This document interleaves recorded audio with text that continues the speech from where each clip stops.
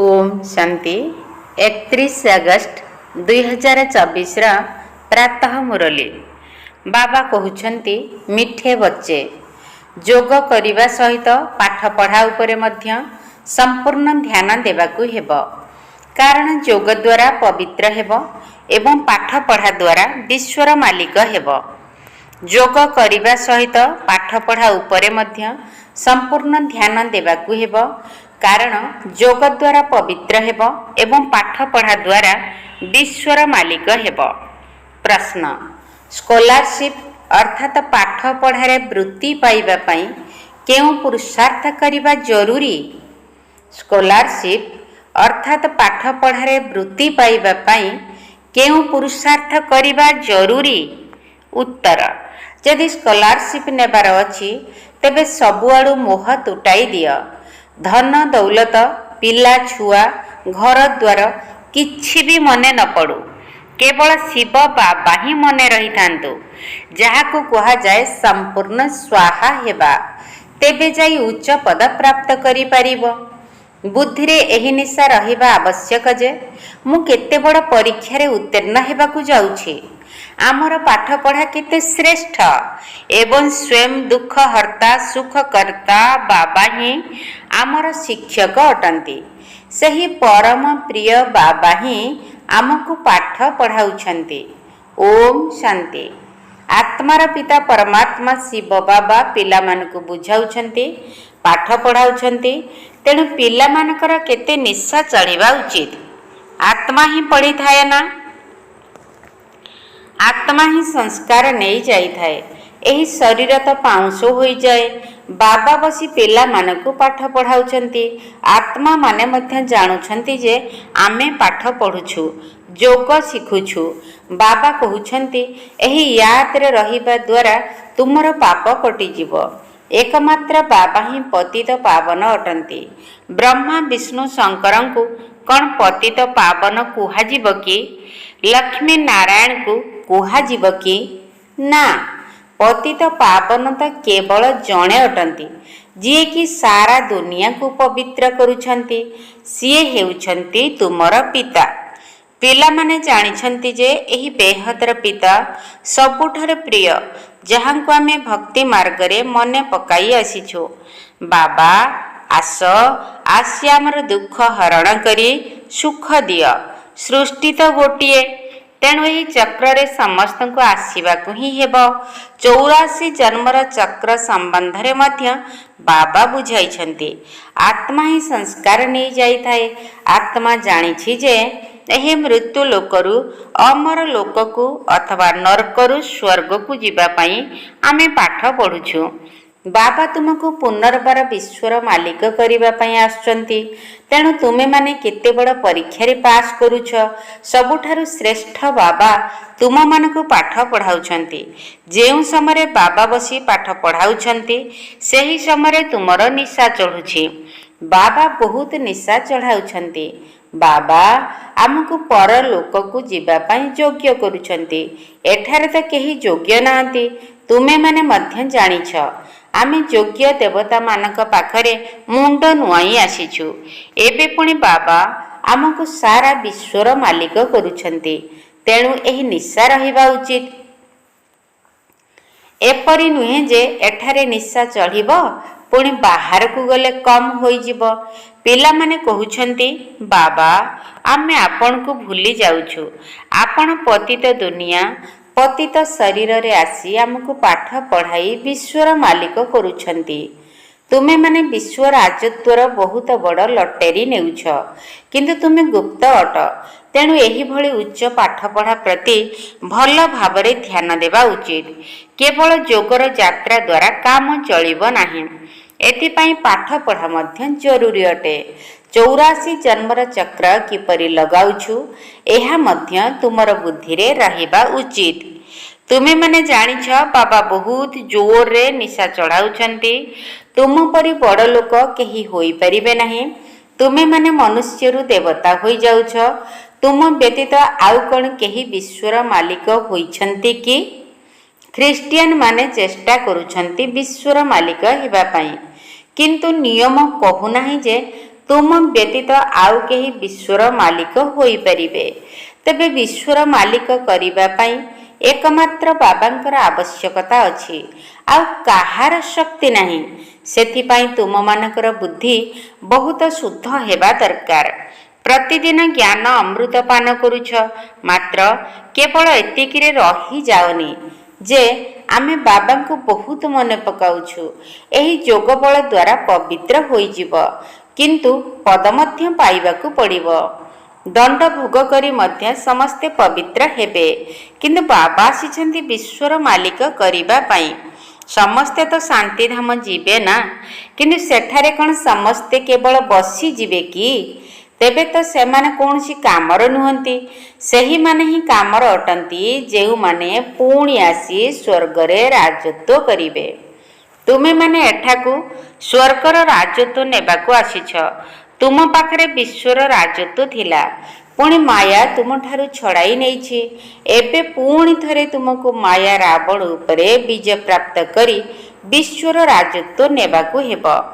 ଏବେ ତୁମମାନଙ୍କୁ ବାବା ରାବଣ ଉପରେ ବିଜୟ ପ୍ରାପ୍ତ କରାଉଛନ୍ତି, କାହିଁକି ନା ତୁମେ ରାବଣ ରାଜ୍ୟରେ ଭିକାରୀ ହୋଇଯାଇଛ। ସେଥିପାଇଁ ମନୁଷ୍ୟମାନଙ୍କୁ ମାଙ୍କଡ଼ ସହିତ ତୁଳନା କରାଯାଇଛି। ମାଙ୍କଡ଼ମାନେ ସବୁଠାରୁ ଅଧିକ ବିକାରୀ ଅଟନ୍ତି। ଦେବତାମାନେ ତ ସମ୍ପୂର୍ଣ୍ଣ ନିର୍ବିକାରୀ ଅଟନ୍ତି।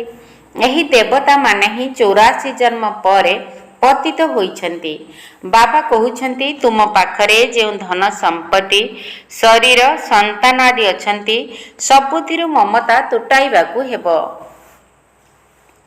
ସାହୁକାରମାନେ ତ ଧନ ପାଇଁ ମରି ଯାଉଛନ୍ତି, ହାତରେ ପଇସା ଧରି ତାକୁ ଛାଡ଼ି ନଥାନ୍ତି। ଏମାନେ ସମସ୍ତେ ରାବଣର ଜେଲରେ ପଡ଼ି ରହିବେ। କୋଟିକରେ କେହି ଜଣେ ବାହାରିବେ, ଯିଏକି ସବୁଥିରୁ ମମତା ତୁଟାଇ ମାଙ୍କଡ଼ରୁ ଦେବତା ହୋଇଯିବେ। ଯେତେ ବି ବଡ଼ ବଡ଼ ସାହୁକାର ଅଛନ୍ତି, ସେମାନେ ମୁଠାରେ ପଇସାକୁ ରଖିଥାନ୍ତି, ତା ପିଛାରେ ହିଁ ଲାଗି ରହିଥାନ୍ତି। ସେମାନଙ୍କର ସାରା ଦିନ କୋଠା, ବାଡ଼ି, ସନ୍ତାନ ଆଦି ହିଁ ମନେ ପଡ଼ୁଥିବ। ସେମାନଙ୍କ କଥା ମନେ ପକାଇ ପକାଇ ହିଁ ମରିଯିବେ। ବାବା କହୁଛନ୍ତି, ଅନ୍ତିମ ସମୟରେ କୌଣସି ଜିନିଷ ମନେ ନ ପଡ଼ୁ, କେବଳ ମୋତେ ମନେ ପକାଅ, ତେବେ ତୁମର ଜନ୍ମ ଜନ୍ମାନ୍ତରର ପାପ ନାଶ ହୋଇଯିବ। ସାହୁକାରମାନଙ୍କର ପଇସା ତ ସବୁ ମାଟିରେ ମିଶିଯିବ, କାହିଁକି ନା ପାପର ପଇସା ଅଟେ ନା, ଏସବୁ କାମରେ ଆସିବ ନାହିଁ। ବାବା କହୁଛନ୍ତି, ମୁଁ ଦୀନବନ୍ଧୁ ଗରିବମାନଙ୍କୁ ସାହୁକାର, ସାହୁକାରମାନଙ୍କୁ ଗରିବ କରିଦେବି। ଏହି ଦୁନିଆ ପରିବର୍ତ୍ତନ ହେବ ନା। ପଇସାର କେତେ ନିଶା ରହୁଛି। ଆମର ଏତେ ଧନ ସମ୍ପତ୍ତି ଅଛି, ଉଡ଼ାଜାହାଜ ଅଛି, ମୋଟର ମହଲ ଅଛି। ସେମାନେ କେତେ ବି ଚେଷ୍ଟା କରନ୍ତୁ ବାବାଙ୍କୁ ମନେ ପକାଇବାକୁ, କିନ୍ତୁ ୟାଦ କରିପାରିବେ ନାହିଁ। ନିୟମ ହିଁ ନାହିଁ। କୋଟିକରେ କେହି ଗୋଟିଏ ଏହିଭଳି ବାହାରିବେ, ବାକି ସମସ୍ତେ ପଇସାକୁ ହିଁ ମନେ ପକାଇବେ। ବାବା କହୁଛନ୍ତି, ଦେହ ସହିତ ଯାହା କିଛି ଦେଖୁଛ, ସେ ସବୁକୁ ଭୁଲିଯାଅ। ଯଦି ଏଥିରେ ହିଁ ବାନ୍ଧି ହୋଇଗଲ, ତେବେ ଉଚ୍ଚ ପଦ ପାଇପାରିବ ନାହିଁ। ବାବା ପୁରୁଷାର୍ଥ ତ କରାଇବେ ନା। ତୁମେମାନେ ଏଠାକୁ ନରରୁ ନାରାୟଣ ହେବା ପାଇଁ ଆସିଛ। ସେଥିପାଇଁ ସମ୍ପୂର୍ଣ୍ଣ ରୂପେ ଯୋଗଯୁକ୍ତ ହୋଇ ରହିବା ଦରକାର। କୌଣସି ବି ଜିନିଷ, ନା ଧନ, ନା ପିଲା, ଏକମାତ୍ର ଶିବ ବାବାଙ୍କ ବ୍ୟତୀତ ଆଉ କିଛି ବି ମନେ ନ ପଡ଼ୁ। ତେବେ ତୁମେମାନେ ଉଚ୍ଚରୁ ଉଚ୍ଚ ବୃତ୍ତି ପାଇପାରିବ, ଉଚ୍ଚ ପୁରସ୍କାର ପାଇପାରିବ। ଲୋକମାନେ ବିଶ୍ୱରେ ଶାନ୍ତି ପ୍ରତିଷ୍ଠା ପାଇଁ ରାୟ ଦେଉଛନ୍ତି, ତେଣୁ ତାଙ୍କୁ ପାଇ ପଇସାକର ପଦକ ମିଳିଯାଉଛି। ସେମାନେ ଏଥିରେ ହିଁ ଖୁସି ହୋଇଯାଉଛନ୍ତି। ତୁମମାନଙ୍କୁ କି ପୁରସ୍କାର ମିଳୁଛି? ତୁମେ ବିଶ୍ୱର ମାଲିକ ହେଉଛ। ଏପରି ନୁହେଁ ଯେ ଆମେ 5-6 ଘଣ୍ଟା ଯୋଗ କରୁଛୁ, ତେଣୁ ହିଁ ଲକ୍ଷ୍ମୀ ନାରାୟଣ ହୋଇଯିବୁ। ନା, ସେଥିପାଇଁ ବହୁତ ମେହନତ କରିବାକୁ ହେବ। ଏକମାତ୍ର ଶିବ ବାବାଙ୍କର କଥା ମନେ ରହୁ, ଆଉ କିଛି ବି ଅନ୍ତିମ ସମୟରେ ମନେ ନ ପଡ଼ୁ। ତୁମେ ବହୁତ ଶ୍ରେଷ୍ଠ ଦେବତା ହେବାକୁ ଯାଉଛ। ବାବା ବୁଝାଉଛନ୍ତି, ତୁମେ ହିଁ ପୂଜ୍ୟ ଥିଲ, ପୁଣି ମାୟା ତୁମକୁ ପୂଜାରୀ ପତିତ କରି ଦେଇଛି। ତୁମକୁ ଲୋକମାନେ ପଚାରୁଛନ୍ତି, ବ୍ରହ୍ମାଙ୍କୁ ଦେବତା ବୋଲି ମାନୁଛ ନା ଭଗବାନ ମାନୁଛ? କୁହ, ଆମେ ତ କହୁନାହୁଁ ଯେ ବ୍ରହ୍ମା ଭଗବାନ। ତୁମେମାନେ ଏଠାକୁ ଆସି ଠିକ୍ କଥା କ'ଣ ତାହା ବୁଝ। ତୁମ ପାଖରେ ଭଲ ଭଲ ଚିତ୍ର ରହିଛି, त्रिमूर्ति, सृष्टिचक्र एवं कल्पवृक्षर चित्र सबुठारु नंबर 1 अटे। आरंभरू एही दुईटी चित्र थिला। एहा ही तुमर बहुत कामरे आसीब। लक्ष्मी नारायणकर चित्र विदेश को नहीं गले ताहा माध्यम रे ज्ञान बुझाई परिबो नाही। सबुठारु मुख्य चित्र हला त्रिमूर्ति, सृष्टिचक्र एवं कल्पवृक्ष। एथिरे देखा जाइछि किए किए केबे आसुछंती, आदि सनातन देवी देवता धर्म केबे समाप्त हेउछि, पुणी गोटिए धर्मर स्थापना किए करूछंती। आउ सबु धर्म समाप्त होई जाउछि। सबुठारु उपरे शिव बाबा अछंती, पुणी ब्रह्मारु विष्णु, विष्णुरु ब्रह्मा हेउछंती। एही कथा समस्त को बुझाइबाकू हेबो ना, सेथि पाई ही चित्र तैयारी करा जाइछि। बाकी सूक्ष्म लोक केवल साक्षात्कार पाई करा जाइछि। बाबा सूक्ष्म लोक एवं स्थूल लोकर रचयिता अटंती। ब्रह्मा देवता नुहंती, विष्णु देवता अटंती। बुझाइबा पाई तुमको साक्षात्कार करा जाउछि। प्रजापिता ब्रह्मा तो एठारे अछंती ना। ब्रह्मा का साथी रे पुणी ब्राह्मण माने अछंती, जेउ माने कि देवता हेबाकू जाउछंती। देवता माने तो सजई होई रहितांती। यांकू ब्रह्मा फरिश्ता कहा जाउछि। फरिश्ता होई पुणी जाई देवपद पाइबे, गर्भ महल रे जन्म नेबे। दुनिया परिवर्तन होई चलीछि। आगकू गले तुमे माने सब कथा एही आखिरे देखिब।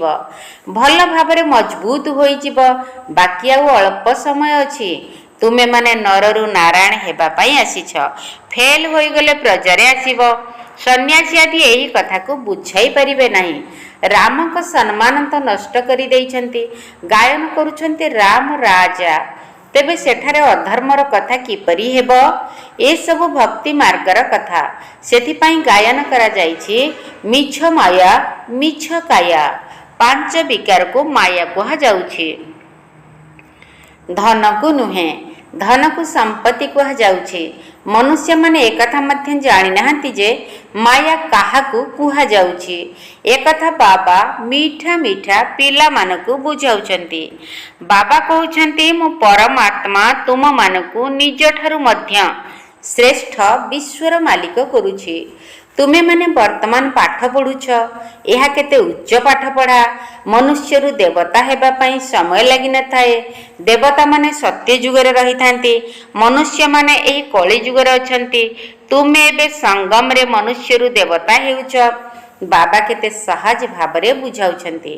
तेणु आमकू निजे पवित्र होई राजधानी पाई प्रजा मध्य निश्चित भाबरे तैयारी करिबाकू हेबो। कल्प कल्प तुमे माने सेतिकी प्रजा तैयारी करूछ जेतिकी सत्य युगरे थिले। सत्य युग थिला एबे नाही, पुणी थरे आसीबो। एही लक्ष्मी नारायण विश्वर मालिक हेबे। चित्र तो अछि ना। बाबा कहउछंती एही ज्ञान मु तुमको वर्तमान देउछि। एहा पुणी प्राय लोप होई जाउछि। द्वापर युगरु भक्ति आरंभ होई रावण राज्य आसी जाउछि। तुमे विदेश रे मध्य बुझाई पारिबो जे सृष्टि चक्र किपरि घुरुछि। लक्ष्मी नारायणकर चित्र सहित अन्य धर्मावलंबींकर तो संपर्क नाही। सेतिपाई बाबा कहउछंती एई त्रिमूर्ति एवं कल्पवृक्ष मुख्य चित्र अटे। यह बहुत फर्स्ट क्लास चित्र। तेबे कल्पवृक्ष एवं सृष्टि चक्ररु बुझी जिवे जे एही सबु धर्म केबे आसीब, ख्रीष्ट केबे आसीबे। अधा कल्प अन्य सबु धर्म, बाकी अधा कल्प तुमे सूर्यवंशी चंद्रवंशी रहिब। यह 5000 वर्षर खेल अटे। ज्ञान भक्ति एवं वैराग्य। ज्ञान हला दिन, भक्ति रात्रि, पुणी बेहदर वैराग्य हेब। तुमे माने जानिछ एही पुराणा दुनिया समाप्त होई जिव। तेणु एहाकू भूली जिबा उचित। पतित पावन किए ए कथा मध्य प्रमाणित करिबाकू हेब। दिन राति गायन करूछंती पतित पावन सीताराम। गांधी मध्य गीता पढ़ी एही भଳି गाउथिले, हे पतित पावन सीता मानकर राम, काहेकि ना तुमे सब सीता माने कन्या अट एवं बाबा बर अटंती। पुणी कहउछंती रघुपति राघव राजा राम। ये तो त्रेता युगर राजा अटंती। सबु कथा को अड़ुआ करि देइछंती। समस्ते ताली बजाई गाउछंती। ମୁଁ ମଧ୍ୟ ଗାଉଥିଲି। ଗୋଟିଏ ବର୍ଷ ଖଦି କପଡ଼ା ଆଦି ପିନ୍ଧିଲି। ବାବା ବସି ବୁଝାଉଛନ୍ତି। ଇଏ ମଧ୍ୟ ଗାନ୍ଧୀଙ୍କର ଶିଷ୍ୟ ହୋଇଥିଲେ। ଇଏ ତ ସବୁ କିଛି ଅନୁଭବ କରିଛନ୍ତି। ଫାଷ୍ଟରୁ ପୁଣି ଲାଷ୍ଟରେ ଆସି ପହଞ୍ଚିଛନ୍ତି। ଏବେ ପୁଣି ପ୍ରଥମ ନମ୍ବର ହେବେ। ତୁମକୁ କହୁଛନ୍ତି ତୁମେମାନେ ଯେଉଁଠାରେ ପାରୁଛ ସେଠି ବ୍ରହ୍ମାକୁ ବସାଇ ଦେଉଛ। ତେବେ ସେମାନଙ୍କୁ ଏକଥା ମଧ୍ୟ ବୁଝାଇବା ଦରକାର, ଆରେ ବ୍ରହ୍ମା ତ କଳ୍ପ ବୃକ୍ଷ ଉପରେ ଛିଡ଼ା ହୋଇଛନ୍ତି। ଏଥିରୁ ସ୍ପଷ୍ଟ ହେଉଛି ଯେ ସିଏ ପତିତ ଦୁନିଆର ଅନ୍ତିମ ସମୟରେ ଛିଡ଼ା ହୋଇଛନ୍ତି। ଶ୍ରୀକୃଷ୍ଣଙ୍କୁ ମଧ୍ୟ ଉପରେ ଦର୍ଶାଯାଇଛି। ଦୁଇଟି ବିଲେଇ ପରସ୍ପର ଲଢ଼େଇ କରୁଛନ୍ତି। ମଝିରେ ଶ୍ରୀକୃଷ୍ଣ ଲହୁଣୀ ଖାଉଛନ୍ତି। ମାତାମାନଙ୍କୁ ସାକ୍ଷାତକାର ମଧ୍ୟ ହେଉଛି। ସେମାନେ ଭାବୁଛନ୍ତି ଶ୍ରୀକୃଷ୍ଣଙ୍କ ମୁଖରେ ଲହୁଣୀ ଅଥବା ଚନ୍ଦ୍ରମା ରହିଛି। ବାସ୍ତବରେ ତାଙ୍କ ମୁଖରେ ବିଶ୍ୱର ରାଜତ୍ୱ ରହିଛି। ଦୁଇଟି ବିଲେଇ ପରସ୍ପର ଲଢ଼େଇ କରୁଛନ୍ତି। ମଝିରେ ତୁମକୁ ଅର୍ଥାତ୍ ଦେବତାମାନଙ୍କୁ ଲହୁଣୀ ମିଳିଯାଉଛି। ଏହା ହେଉଛି ବିଶ୍ୱ ରାଜତ୍ୱ ରୂପୀ ଲହୁଣୀ। ବୋମା ଆଦି ତିଆରି କରିବାରେ ମଧ୍ୟ ବହୁତ ଉନ୍ନତି କଲେଣି। ଏଭଳି ପଦାର୍ଥ ପକାଉଛନ୍ତି ଯେ ତୁରନ୍ତ ମନୁଷ୍ୟ ମରିଯିବେ। ଏପରି ନୁହେଁ ଯେ ପାଟି କରିବେ, ଚିତ୍କାର କରିବେ, ଯେପରି ହିରୋସୀମାରେ ହେଲା। ଏବେ ପର୍ଯ୍ୟନ୍ତ ମଧ୍ୟ ରୋଗୀ ପଡ଼ିଛନ୍ତି। ତେଣୁ ବାବା ବୁଝାଉଛନ୍ତି, ମିଠା ମିଠା ପିଲାମାନେ, ଅଧା କଳ୍ପ ପର୍ଯ୍ୟନ୍ତ ତୁମେ ଖୁସି ରହୁଛ। କୌଣସି ପ୍ରକାରର ଲଢ଼େଇ ଆଦି ହେବ ନାହିଁ। ଏସବୁ ପଛରେ ଆରମ୍ଭ ହୋଇଛି। ଆଗରୁ ଏସବୁ କିଛି ନଥିଲା, ଆଗକୁ ମଧ୍ୟ ରହିବ ନାହିଁ। ସୃଷ୍ଟି ଚକ୍ରର ପୁନରାବୃତ୍ତି ହେଉଛି ନା। ବାବା ସବୁକିଛି ଭଲ ଭାବରେ ବୁଝାଉଛନ୍ତି, ଯାହାକୁ ପିଲାମାନେ ଭଲ ଭାବରେ ଧାରଣ କରି ଈଶ୍ୱରୀୟ ସେବାରେ ଲାଗିଯିବା ଉଚିତ। ଏହା ତ ବିକାରୀ ଦୁନିଆ ଅଟେ। ଏହାକୁ ବିଷୟ ବୈତରଣୀ ନଦୀ ବୋଲି କୁହାଯାଉଛି। ତେଣୁ ବାବା ବସି ପିଲାମାନଙ୍କୁ ବୁଝାଉଛନ୍ତି, ତୁମେ ନିଜକୁ ଏତେ ଉଚ୍ଚ ବୋଲି ଭାବୁନାହଁ ଯେତିକି ବାବା ତୁମକୁ ଭାବୁଛନ୍ତି। ତୁମମାନଙ୍କର ବହୁତ ନିଶା ରହିବା ଉଚିତ, କାହିଁକି ନା ତୁମେମାନେ ବହୁତ ଉଚ୍ଚ କୂଳର ଅଟ। ଆଚ୍ଛା, ମିଠା ମିଠା ଶିଖିଲା ଦେ ସନ୍ତାନମାନଙ୍କ ପ୍ରତି ମାତା ପିତା ବାପ ଦାଦାଙ୍କର ମଧୁର ସ୍ନେହ ସମ୍ପନ୍ନ ଶୁଭେଚ୍ଛା ଏବଂ ସୁପ୍ରଭାତ। ଆତ୍ମିକ ପିତାଙ୍କର ଆତ୍ମିକ ସନ୍ତାନମାନଙ୍କୁ ନମସ୍ତେ। ଆମ ଆତ୍ମିକ ସନ୍ତାନମାନଙ୍କର ଆତ୍ମିକ ବାପ ଦାଦାଙ୍କୁ ନମସ୍ତେ ନମସ୍ତେ ନମସ୍ତେ, ସୁପ୍ରଭାତ।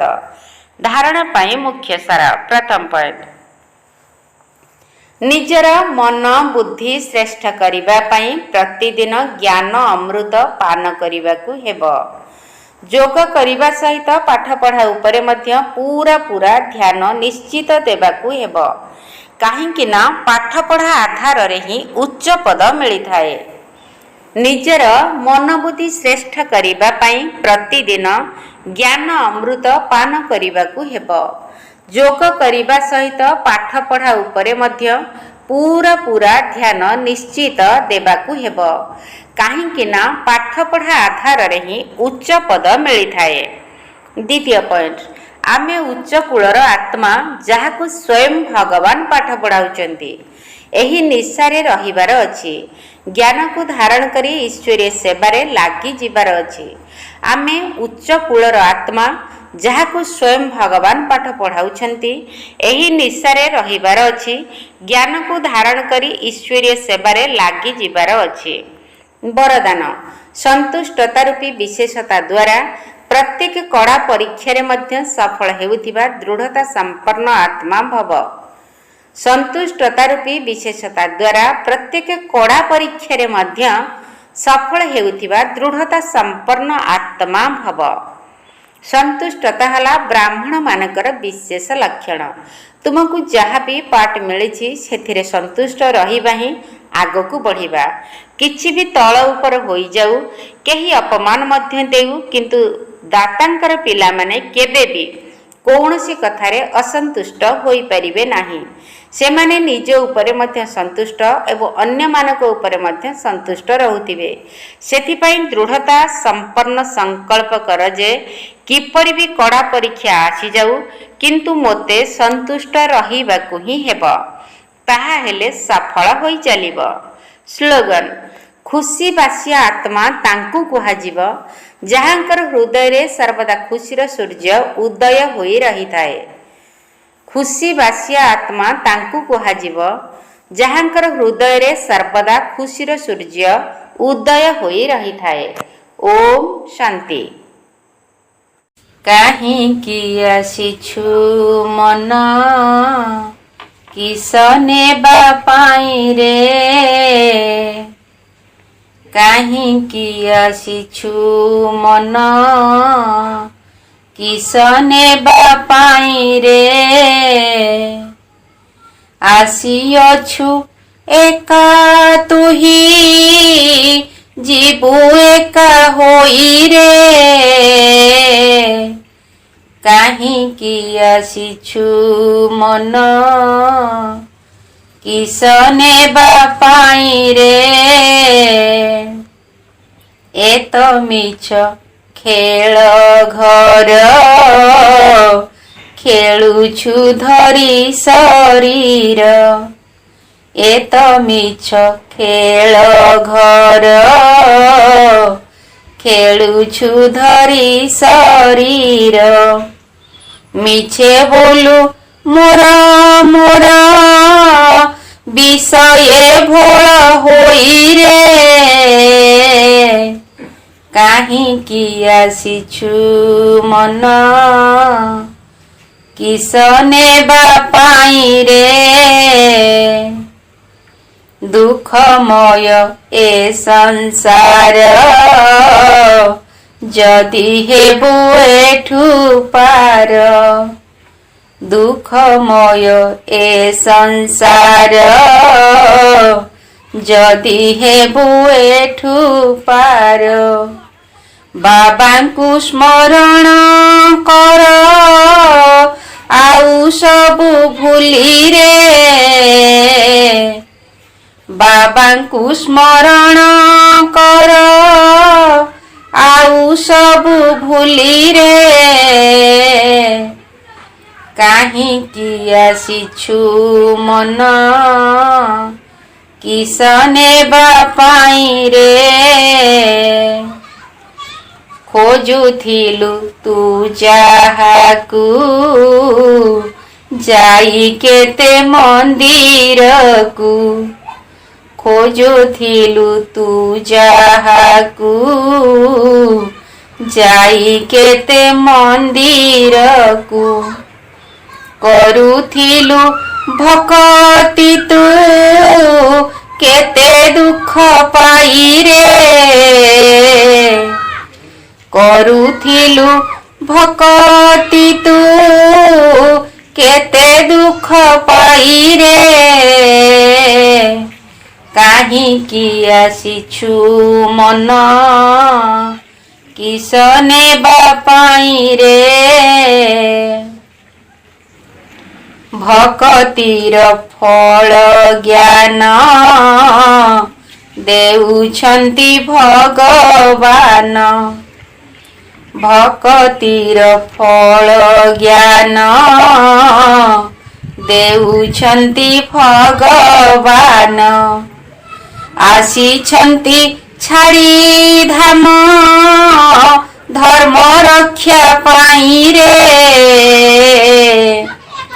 ଆସିଛନ୍ତି ଛାଡ଼ି ଧାମ, ଧର୍ମ ରକ୍ଷା ପାଇଁ ରେ। କାହିଁକି ଆସିଛୁ ମନ, କିସ ନେବା ପାଇଁ ରେ? ସେ ଜ୍ଞାନ କର ଶ୍ରବଣ, ପାପ ହୋଇବ ଦହନ। ସେ ଜ୍ଞାନ କର ଶ୍ରବଣ, ପାପ ହୋଇବ ଦହନ। ସୁଖେ ଯିବୁ ସ୍ୱର୍ଗ ଧାମ, ଚିନ୍ତା ଭୟ ନାହିଁ ରେ। ସୁଖେ ଯିବୁ ସ୍ୱର୍ଗ ଧାମ, ଚିନ୍ତା ଭୟ ନାହିଁ ରେ। କାହିଁକି ଆସିଛୁ ମନ, କିସ ନେବା ପାଇଁ ରେ? ପ୍ରତିଟି କଳ୍ପରେ ଥରେ, ଏହି ସଙ୍ଗମ ଯୁଗରେ ପ୍ରତିଟି କଳ୍ପରେ ଥରେ ଏହି ସଙ୍ଗମ ଯୁଗରେ ଆସନ୍ତି ବ୍ରହ୍ମା ଶରୀରେ ମୁକ୍ତି ଦେବା ପାଇଁ ରେ ଆସନ୍ତି ବ୍ରହ୍ମା ଶରୀରେ ମୁକ୍ତି ଦେବା ପାଇଁ ରେ କାହିଁକି ଆସିଛୁ ମନ କିସ ନେବା ପାଇଁ ରେ ଆସିଅଛୁ ଏକା ତୁହି ଯିବୁ ଏକା ହୋଇ ରେ ଆସିଅଛୁ ଏକା ତୁହି ଯିବୁ ଏକା ହୋଇ ରେ କାହିଁକି ଆସିଛୁ ମନ କିସ ନେବା ପାଇଁ ରେ। ଓମ୍ ଶାନ୍ତି।